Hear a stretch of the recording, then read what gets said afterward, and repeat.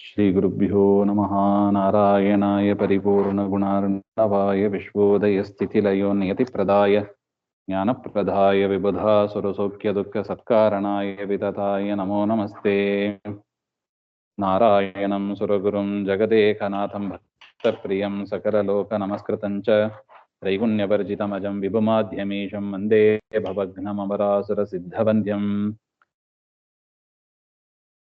नारायणं नमस्कृत्य नरं चैव नरोत्तमं देवीं सरस्वतीं व्यासं ततो जयमुदीरयेत्। श्रीगुरुभ्यो नमः। देवं नारायणं नत्वा सर्वदोषविवर्जितं परिपूर्णं गुरुंश्चान्न गीतार्थं वक्ष्यामि लेशतः। समस्तगुणसम्पूर्णं सर्वदोषविवर्जितं नारायणं नमस्कृत्य गीता तात्पर्यमुच्यते। ಶ್ರೀ ಗುರುಭ್ಯೋ ನಮಃ. ಶ್ರೀಮದ್ ಭಗವದ್ಗೀತೆಯ 6ನೇ ಅಧ್ಯಾಯದಲ್ಲಿ ಮೊದಲನೇ ಶ್ಲೋಕ. ಶ್ರೀ ಭಗವಾನ್ ಉವಾಚ. ಪರಮಾತ್ಮ ಹೇಳ್ತಾನೆ, ಅನಾಶ್ರಿತ ಕರ್ಮ ಫಲಂ ಕಾರ್ಯಂ ಕರ್ಮ ಕರೋತಿ ಯಃ ಸ ಸನ್ಯಾಸಿ ಚ ಯೋಗಿ ಚ ನ ನಿರಗ್ನಿರ್ ನ ಚ ಅಕ್ರಿಯಃ.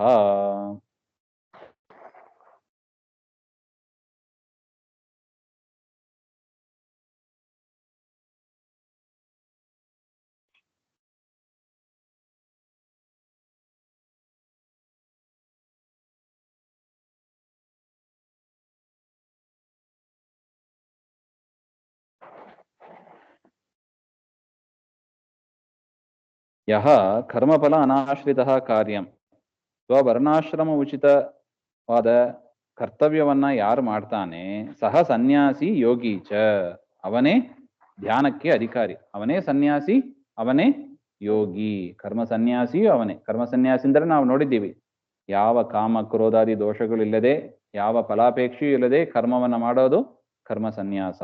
ಕರ್ಮಯೋಗ ಅಂದ್ರೆ ಪರಮಾತ್ಮನನ್ನೇ ಸ್ಮರಣೆ ಮಾಡಿ ದೇವರಿಗೆ ಅದನ್ನ ಸಮರ್ಪಣೆ ಮಾಡೋದು ಕರ್ಮಯೋಗ. ಹಾಗೆ ಈ ರೀತಿಯಾಗಿ ಯಾರು ಮಾಡ್ತಾರೆ ಅವರೇ ಧ್ಯಾನಕ್ಕೆ ಅಧಿಕಾರಿ ಆಗ್ತಾರೆ ಅಂತ ಅರ್ಥ.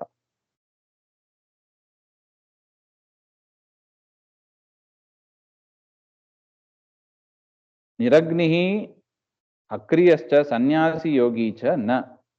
ನಿರಗ್ನಿ ಅಕ್ರಿಯ, ಯಾರು ವೈಶ್ವದೇವಾದಿ ಯಾಗಗಳನ್ನ ಮಾಡ್ತಾ ಇಲ್ಲ, ಇನ್ನು ವರ್ಣಾಶ್ರಮ ಉಚಿತವಾದ ಕರ್ಮಗಳನ್ನ ಮಾಡ್ತಾ ಇಲ್ಲ, ಅವರೇನಿಲ್ಲ ಸನ್ಯಾಸಿಯೂ ಅಲ್ಲ ಯೋಗಿಯೂ ಅಲ್ಲ.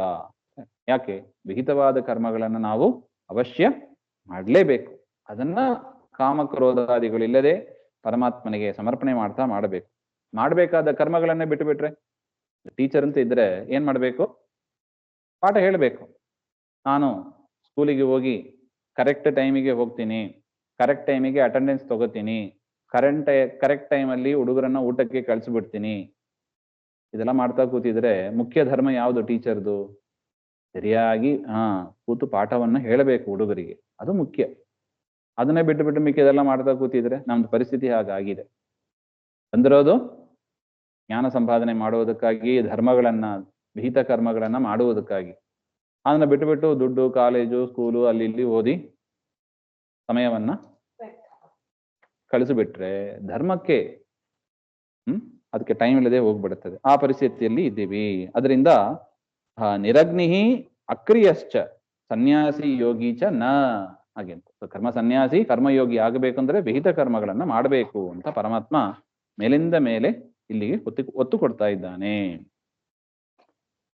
ಯಂ ಸನ್ಯಾಸಮಿತಿ ಪ್ರಾಹು ಯೋಗಂ ತದ್ವಿಧಿ ಪಾಂಡವ, ನ ಹ್ಯಸನ್ಯಸ್ತ ಸಂಕಲ್ಪ ಯೋಗಿ ಭವತಿ ಕಶ್ಚನ. ಇನ್ನು ಯಂ ಸನ್ಯಾಸಮಿತಿ ಪ್ರಾಹು, ಯಾವುದನ್ನ ಕರ್ಮ ಸನ್ಯಾಸ ಅಂತ ಕರೀತಾರೆ ಅದನ್ನ ಪ್ರಾಹು ಯೋಗಂ ತಂ ವಿದ್ಧಿ, ಅದನ್ನು ಯೋಗ ಅಂತಾನು ಕರೀತಾರೆ. ತಯೋಹೋ ಅತ್ಯಂತ ಭೇದ ಶಂಕಾಂ ನಿರಸಿತಂ. ಕರ್ಮ ಸನ್ಯಾಸ ಕರ್ಮಯೋಗಕ್ಕೆ ನೀ ಹೆಚ್ಚು ಭೇದವನ್ನು ತಿಳಿಬೇಡ. ಅಂದ್ರೆ ಮನಸ್ಸಿನಲ್ಲಿ ಕಾಮಾದಿಗಳು ಇಲ್ಲದೆ ನಿಷ್ಕಾಮನೆಯಿಂದ ಫಲಾಪೇಕ್ಷೆ ಇಲ್ಲದೆ ಕರ್ಮಗಳನ್ನ ಮಾಡು. ಅದನ್ನ ದೇವರ ಸ್ಮರಣೆ ಮಾಡ್ತಾ ದೇವರಿಗೆ ಸಮರ್ಪಣೆ ಮಾಡು. ಇದು ಎರಡರಲ್ಲಿ ಭಾರಿ ವ್ಯತ್ಯಾಸ ಇಲ್ಲ. ಸನ್ಯಾಸಕ್ಕೂ ಯೋಗಕ್ಕೂ ಭಾರಿ ವ್ಯತ್ಯಾಸ ಇಲ್ಲ, ಎರಡನ್ನು ಮಾಡಬೇಕು. ಹಾಗೆಂತ ಯಂ ಕಾಮಕ್ರೋಧಾದಿ ವರ್ಜನ ರೂಪಂ ಸನ್ಯಾಸಂ, ಕಾಮಕ್ರೋಧಾದಿಗಳು ಇಲ್ಲದೆ ಮಾಡತಕ್ಕ ಕರ್ಮ ಸನ್ಯಾಸ ಅಂತ ಏನ್ ಕರೀತಾರೆ ಅದನ್ನೇ ಯೋಗ ಜ್ಞಾನೋಪಾಯಭೂತ ಕಾಮಾದಿ ವರ್ಜನಂ. ಅಂತಹ ಯೋಗವನ್ನ ಮಾಡಿದ್ರೆ ಏನ್ ಬರುತ್ತದೆ ನಮಗೆ? ಜ್ಞಾನ ಬರುತ್ತದೆ. ಪರಮಾತ್ಮನ ಜ್ಞಾನ, ಕರ್ಮದಿಂದ ಏನ್ ಬರುತ್ತದೆ? ಜ್ಞಾನ ಬರುತ್ತದೆ. ಯೋಗದಿಂದ ಜ್ಞಾನವೇ ಬರೋದು. ಅದರಿಂದ ನಿವೃತ್ತವಾದ ಕರ್ಮಾನುಷ್ಠಾನವನ್ನ ಮಾಡುವುದು ಯೋಗ, ಅದನ್ನ ಮಾಡಬೇಕು. ಈ ರೀತಿಯಾಗಿ ವಿದ್ಧಿ, ತಿಳಿ ಅಂತ ಅರ್ಜುನನಿಗೆ ಉಪದೇಶ. ಹೇ ಪಾಂಡವ, ಕುತಃ ಕಶ್ಚನ ಕೋಪಿ ಅಸನ್ಯಸ್ತ ಸಂಕಲ್ಪ ಅತ್ಯಂತ ಸಂಕಲ್ಪಾದಿ ಸನ್ಯಾಸಹೀನ ಕರ್ಮಾನುಷ್ಠಾನ ಮಾತ್ರವಾನ್. ಅತ್ಯಕ್ತ ಸಂಕಲ್ಪಾದಿ, ಕಾಮಾದಿಗಳನ್ನ ಬಿಡದೆ ಯಾರು ಸನ್ಯಾಸಹೀನನಾಗಿ ಕರ್ಮಾನುಷ್ಠಾನಗಳನ್ನ ಮಾಡ್ತಾರೆ ಅಂತ ಇದ್ದಾರೆ, ಅವನು ಯೋಗಿ ನ ಭವತಿ. ಜ್ಞಾನವನ್ನ ಪಡೆಯುವುದಕ್ಕೆ ಅವನು ಯೋಗ್ಯನಾಗಲಾರ. ಜ್ಞಾನವನ್ನ ಪಡೆಯೋದಕ್ಕೆ, ಪರಮಾತ್ಮನ ತತ್ವಜ್ಞಾನವನ್ನ, ಪರಮಾತ್ಮನ ಮಹಿಮೆಗಳನ್ನ ಪಡೆಯುವುದಕ್ಕೆ ನಾವು ಯೋಗ್ಯರಾಗಬೇಕು ಅಂದ್ರೆ ಏನ್ ಮಾಡಬೇಕು? ನಿಷ್ಕಾಮನೆಯಿಂದ ವಿಹಿತ ಕರ್ಮಗಳನ್ನ, ದೇವರು ನಮ್ಮನ್ನ ಏನ್ ಮಾಡು ಅಂತ ಹೇಳಿದ್ದಾನೋ ಅದನ್ನ ಮಾಡ್ಬೇಕು. ಟೀಚರ್ ಆಗಿ ಏನ್ ಮಾಡ್ಬೇಕು? ಪಾಠವನ್ನು ಹೇಳ್ಬೇಕು. ಅದೇ ತರ ಮನುಷ್ಯರಾಗಿದ್ದವರು ಅವಶ್ಯ ಶ್ರವಣ, ಮನನ, ಧ್ಯಾನ ಇತ್ಯಾದಿಗಳನ್ನ ಮಾಡಿ ಪರಮಾತ್ಮನಿಗೆ ಕೃಷ್ಣಾರ್ಪಣವನ್ನ ಹೇಳ್ಬೇಕು ಅಂತ ಅರ್ಥ. ಅಂತವ್ರು ಮಾತ್ರ ಯೋಗಿ, ಜ್ಞಾನಕ್ಕೆ ಯೋಗ್ಯರಾಗ್ತಾರೆ. ಇಲ್ಲದಿದ್ದರೆ ಅವರಿಗೆ ಬರೀ ಕರ್ಮವನ್ನೇ ಮಾಡಿ ಕೃಷ್ಣಾರ್ಪಣೆ ಮಾಡದೇ ಇದ್ರೆ, ದೇವರ ಸ್ಮರಣೆ ಇಲ್ಲದಿದ್ರೆ, ದಾಸರು ಕೇಳ್ತಾರೆ ನೋಡಿ, ಚಳಿ ಜ್ವರ ಅಂತ ನದಿಯಲ್ಲಿ ಸ್ನಾನ ಮಾಡ್ತಾ ಬೆರಳೆಣಿಸ್ತಾ ಕೂತಿರ್ತಾರೆ. ಬೆರಳೆಣಿಸಿದ್ದೇ ಎನಿಸಿದ್ದು, ಮನಸ್ಸು ಮಾತ್ರ ಎಲ್ಲೋ ಇರ್ತದೆ, ದೇವರ ಸ್ಮರಣೆನೇ ಬಂದಿರಲ್ಲ. ನದಿಯಲ್ಲಿ ಹೋಗಿ ಸ್ನಾನ ಮಾಡಿ ಬರ್ತಾರೆ. ಇದೆಲ್ಲ ಮಾಡಿ ಏನ್ ಪ್ರಯೋಜನ? ದೇವರ ಒಂದು ಯೋಗ ಆಗಬೇಕು, ದೇವರ ಸ್ಮರಣೆ ಬರಬೇಕು, ಕೊನೆಯಲ್ಲಿ ಕೃಷ್ಣಾರ್ಪಣೆ ಹೇಳಬೇಕು. ಹಾಗಿದ್ರೆ ಮಾತ್ರ ಅದು ಜ್ಞಾನವನ್ನ ನಮಗೆ ತಂದು ಕೊಡುತ್ತದೆ. ಜ್ಞಾನಕ್ಕೆ ಎಲಿಜಿಬಿಲಿಟಿ ಸಿಗೋದು ಯಾವಾಗ? ಕರ್ಮ ಸನ್ಯಾಸಿ, ಕರ್ಮಯೋಗಿ ಆದಾಗ ಮಾತ್ರ ಅದು ಜ್ಞಾನಕ್ಕೆ ನಮ್ಮನ್ನ ಕರ್ಕೊಂಡೊಯ್ತದೆ, ಇಲ್ಲದಿದ್ದರೆ ಇಲ್ಲ. ಆರು ಋಕ್ಷೋರ್ ಮುನೇರ್ ಯೋಗಂ ಕರ್ಮ ಕಾರಣ ಮುಚ್ಯತೆ, ಯೋಗ ರೂಢಸ್ಯ ತಸ್ಯೇವ ಶಮಃ ಕಾರಣ ಮುಚ್ಯತೆ.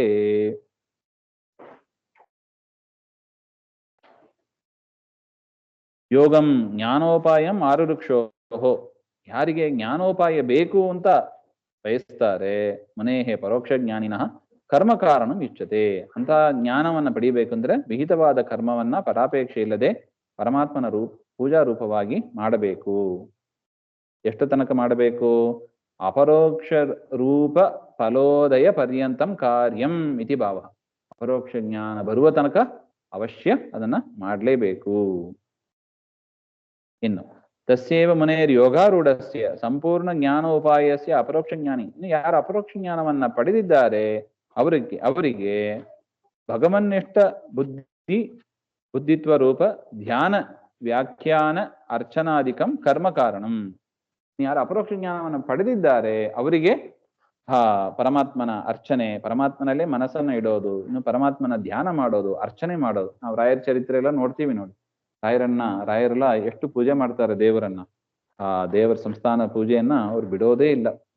ಯದ್ಯಪಿ ಅಪರೋಕ್ಷ ಜ್ಞಾನ ಎಲ್ಲ ಆಗಿದೆ, ಆದ್ರೂ ಕೂಡ ಅದನ್ನ ಬಿಡೋದಿಲ್ಲ. ಮತ್ತೆ ವ್ಯಾಖ್ಯಾನ, ಎಷ್ಟು ವ್ಯಾಖ್ಯಾನಗಳನ್ನ, ಗ್ರಂಥಗಳಿಗೆ ವ್ಯಾಖ್ಯಾನವನ್ನ ಬರೀತಾರೆ. ಇಂತಹ ಕರ್ಮಗಳನ್ನ ಮಾಡ್ತಾರೆ. ಅದರಿಂದ ಅಪರೋಕ್ಷ ಜ್ಞಾನಿಗಳಿಗೆ ಶಮದಮಾದಿ ಪರಮಾತ್ಮನ ವ್ಯಾಖ್ಯಾನ, ಗ್ರಂಥಗಳ ವ್ಯಾಖ್ಯಾನ, ಅರ್ಚನೆ ಇತ್ಯಾದಿ ಕರ್ಮಗಳು ಅವರಿಗೆ ಮುಕ್ತಿಯಲ್ಲಿ ಸುಖ ಅತಿಶಯಕ್ಕೆ ಕಾರಣ ಆಗ್ತದೆ. ಅಪರೋಕ್ಷ ಜ್ಞಾನ ಪಡೆದ ಮೇಲೆ ಇನ್ನೇನು ಬೇಕು? ಹಾಗೆ ಅಂದ್ರೆ ಮೋಕ್ಷದಲ್ಲಿ ಹೆಚ್ಚಿನ ಸುಖ. ಈಗ ಸಾಮಾನ್ಯ ಅಪರೋಕ್ಷ ಜ್ಞಾನ ಆದ ಮೇಲೆ ಕರ್ಮವನ್ನು ಬಿಟ್ಟು ಬಿಟ್ರೆ 50% ಸುಖ ಇದೆ ಅಂತ ಇಟ್ಕೊಳ್ಳಿ. 50% ಅಷ್ಟೇ ಸುಖ ಕೊಡೋದು ದೇವರು.